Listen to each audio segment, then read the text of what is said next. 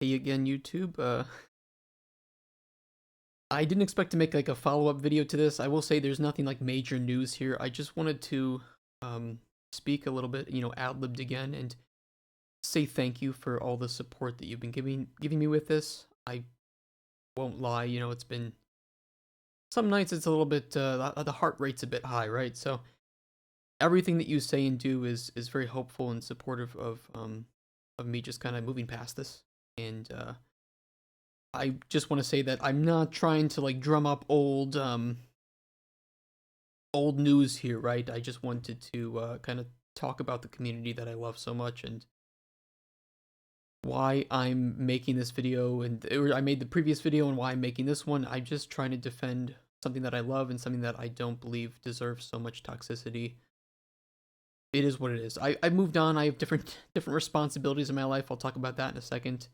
Um, there were a couple things that were brought to light after the video was made that might have been leading to some of the feelings about me, and a couple of things that I can quickly address were related to my modding guides being outdated. There's two of them. So there's an official one on Steam, a modding guide for the game, and then there is a modding tutorial playlist on this channel for Darkest Dungeon. They are both outdated. That is very much accurate criticism. The problem is that the official one on Steam is not owned by me. I was hired by Red Hook. I was paid to make it, and I recommend that if anybody who has more information about how to mod Darkest Dungeon now, just reach out to Red Hook in some official way and try to become a contributor on there so that you can delete as much as you need to. It's not really mine. It's not owned by me, so I can't.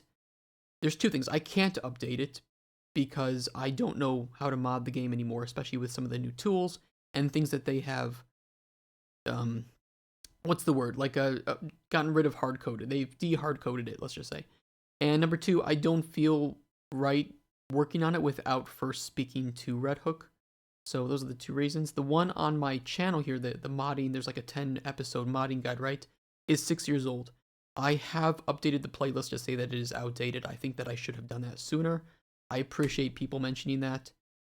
I think some things are still kind of accurate with how you modify them, but just know that if you watch that, take it with a huge grain of salt.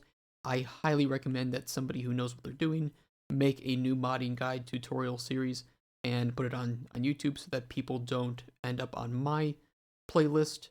Like I don't put any ad revenue on these. The reason that it wasn't listed earlier was just an oversight, I guess. I'm doing something else with my time these days, and I don't have time to mod a game. So I've fully moved on from Darkest Dungeon.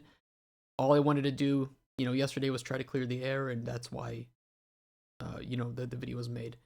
I don't know if it was yesterday. It was the day before. I'm not very good with remembering days. Either way, I wanted to then just say Red Hook is awesome. They've been nothing but great to me. They were very kind for giving me the opportunity to work on the game. They paid me more than I asked for originally. Okay? They were very kind to give me time, space, and understanding when there were tough things going on in my life. They kept providing me with work when they could, even though I'm sure that they probably could have achieved it without my help. And when I acted out, they were very kind with disciplining me and talking to me as a human. They've been nothing but great. I have nothing but love for them. I really think that they are just too busy working on the game to care too much about this issue. And I can only hope that this gets resolved in a very quick and painless manner, if it is something that they even want to resolve. If they want to uphold this ban, if they want to continue to think poorly of me, it stings a bit just because I thought of them as colleagues that I could rely upon and talk to. But maybe that just isn't possible. And either way, I wish them all the more success. If Darkest Dungeon 3, maybe. I'm looking forward to that, or maybe they want to explore something different. I can understand that too. So, if you guys ever see this at Red Hook, just know, wishing you the best, and can't wait to see what you guys make next. Last thing I wanted to mention, because I had some questions about it, I have my own game studio now. I know that some people were worried about me putting out, airing my dirty laundry, as you could say, or putting my face out there and saying these things because potential future employees might think poorly of me. I don't care. Honestly, if I can't be truthful about my experiences, past or current or future, if I can predict those, I can't. But either way, I don't mind sharing this. This is just part of my journey as a human, and I'm my own person. So I've started my own company about a year and a half ago, or maybe two. I don't remember. A long time ago, not too long ago, but enough time has passed that I'm working on my own game, and I'm looking to start up my own team and get a publishing deal, hopefully, for a company called MicroRaptor Games.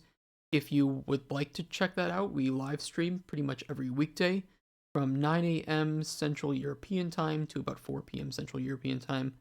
I apologize for people in the US. I know that that isn't the greatest for you, but hopefully you can watch my VODs. I'll link both the Twitch channel and the YouTube channel below.